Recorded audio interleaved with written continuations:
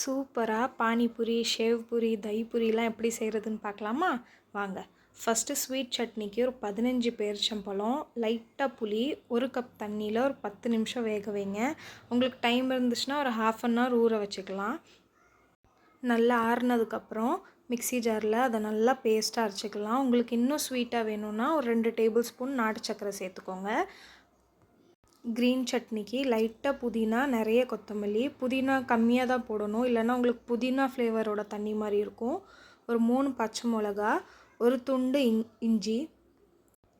North சைட்லலாம் இந்த சட்னி காரமாக மட்டும்தான் இருக்கும், புளிப்பாக இருக்காது. என் வீட்டுக்காருக்கு புளிப்பாக பிடிக்கும், அதனால லைட்டாக புளி சேர்த்துக்கிட்டேன். உங்களுக்கு வெறும் காரமாக வேணும்னா அந்த புளியை மட்டும் நீங்கள் அவாய்ட் பண்ணிக்கோங்க. லைட்டாக தண்ணி ஊற்றி இதை நல்லா ஃபைன் பேஸ்ட்டாக அரைச்சிக்கோங்க. ஆனால் இந்த பேஸ்ட்டில் இன்னும் தண்ணி ஆட் பண்ணுறதுக்கு முன்னாடி ஒரு பவுலில் 2 ஸ்பூன் மட்டும் சட்னி ஓரமாக எடுத்து வச்சுக்கோங்க. இது நமக்கு ஷேவ் பூரிக்கு யூஸ் ஆகும். அதனால் பெரிய பவுலில் இந்த சட்னியெல்லாம் நீங்கள் வேணால் வடிகட்டிட்டு கூட சேர்த்துக்கலாம். எங்களுக்கு அப்படி சாப்பிட்டு பழக்கம் தான், அதனால் நான் வடிகட்டாமலே சேர்த்துக்கிட்டேன்.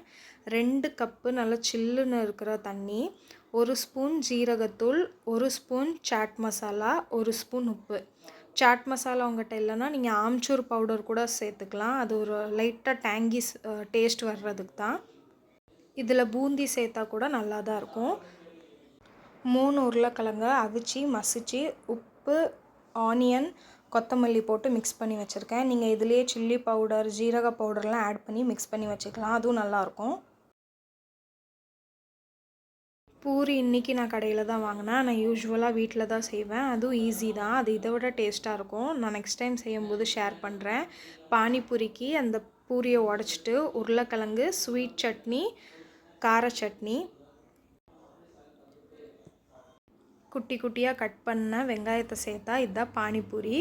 அடுத்து மறுபடியும் ஒரு பூரியை உடச்சி உருளைக்கிழங்கு வச்சுக்கலாம்.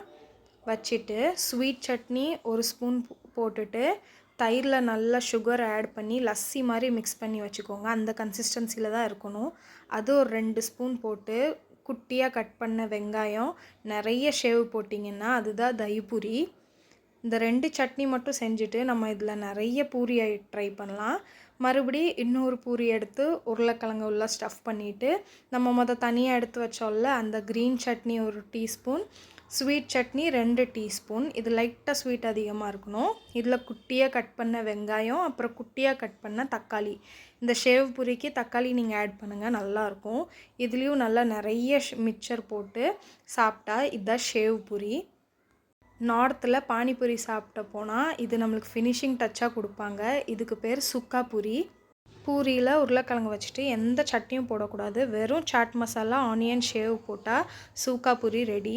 கண்டிப்பாக ட்ரை பண்ணி பாருங்கள்.